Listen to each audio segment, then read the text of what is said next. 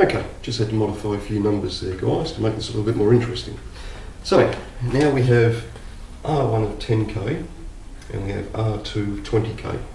So we've got, as we know, we've got a total resistance of 30k.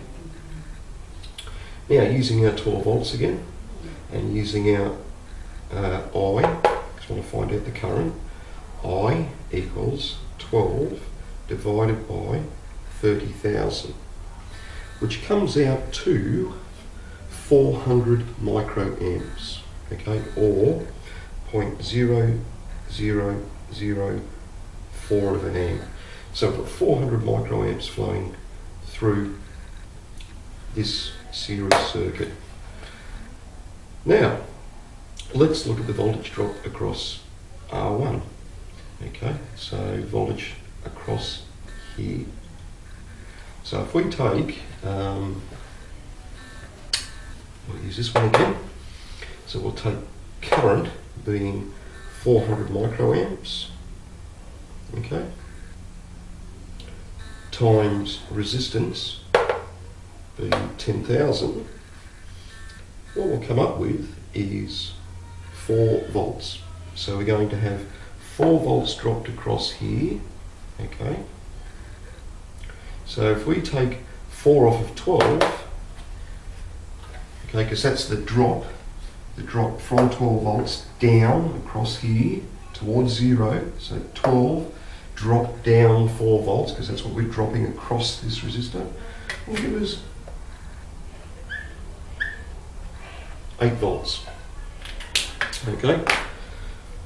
Or what we could do is again say, well, here we want to find our voltage across this resistor, so coming up from 0 up towards 12 volts, right, the voltage across this resistor. Again, we take our 400 microamps times this resistor, which is 20k or 20,000, and that'll give us 8 volts at this point. Voltage divider circuit. Now, what would happen if we did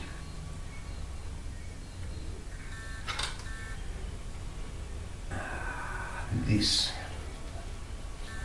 I call this a, let's say 10k, okay, and we did this.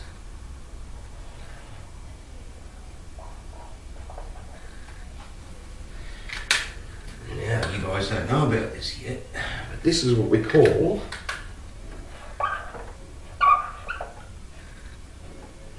a variable resistor. This guy here, we can vary its resistance from 0 volts up to whatever its maximum value is. Now, we'll call its maximum value 10k. Okay, so it's a 0 to 10k potentiometer, or variable resistor. Now, at its maximum value of 10k, because it's a term. Think of a volume control on a TV or on a radio. Okay, you turn it up, you turn it down. All right. I can't go into volume at the moment because that's logarithmic. This is linear. We're talking about linear scale variable resistor. At its maximum value of 10k, in series with 10k, we know that this voltage here is going to be 6 volts. What happens when I vary it back from 10,000 ohms back to 0 ohms? What's going to happen is we're going to get a larger and larger and larger drop across the 10k resistor until we eventually get 12 volts here.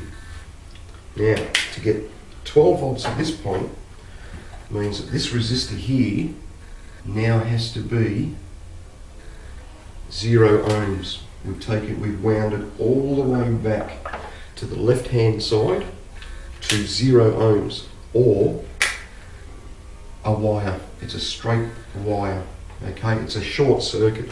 There's no difference in voltage between this point here and this point here. It's a straight short circuit. There is no resistance.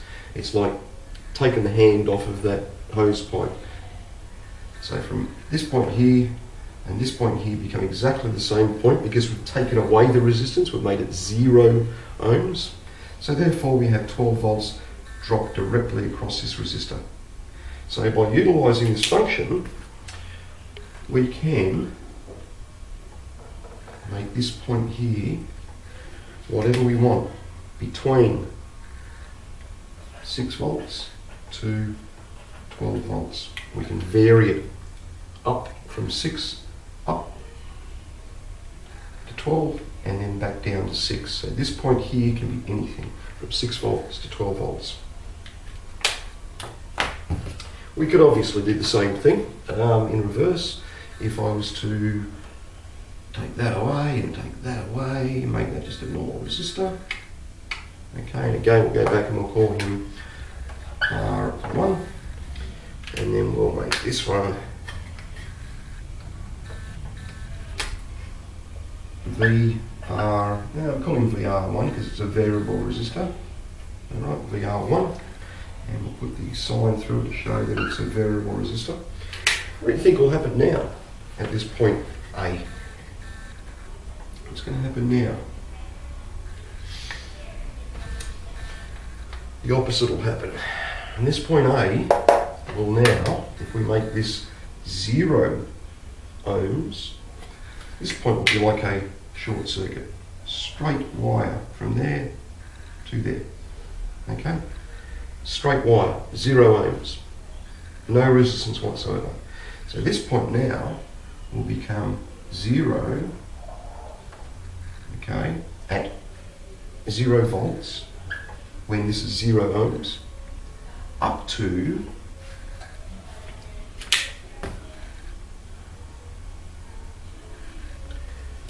6 volts when the resistor equals 10k. Okay. Now that is the basics of a voltage divider circuit. How we can control the voltage at this point. We use it for biasing transistors. There's quite a lot of stuff that we do with voltage dividers. When we need a certain voltage at a certain point, this is generally what we do to get that voltage, set the circuit up. Okay, now earlier I mentioned this circuit over here, how there was no difference in the voltage drop across the resistors. I had 12 volts across each resistor. Now, before, when we had each resistor equal, we had 88 microamps flowing up through the total resistance. Okay, 88 microamps.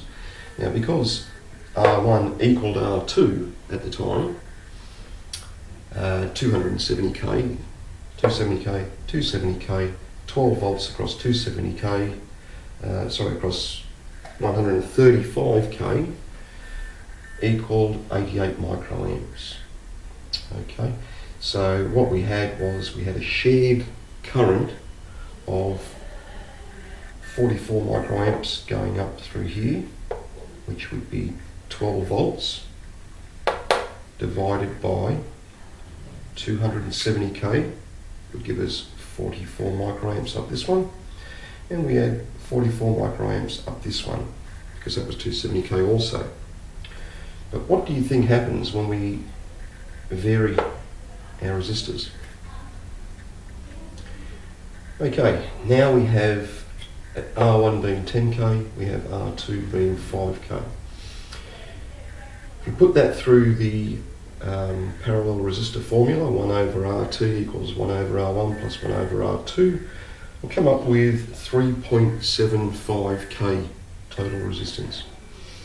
Now, if we put that into our Ohm's law, we find that I equals V on R, we're looking for I, okay, V is 12 volts, we know that. We know R is 3,750 ohms or 3.75k, which gives us a total current of 3.6 milliamps. Now, if we then take our 12 volts across 10k, okay, same thing, V 12 divided by R 10 will give us 1.2 milliamps flowing up through here, and V or 12 divided by 5k R will give us 2.4 milliamps flowing up through here. So our 3.6 milliamp total is this path here plus this path here. So 3.6 milliamps total flow, 1.2 up here and 2.4 up here. So as you can see, as we vary these, the current flowing through them varies. The voltage across doesn't vary, but the current flowing through varies. And that's current divider circuits.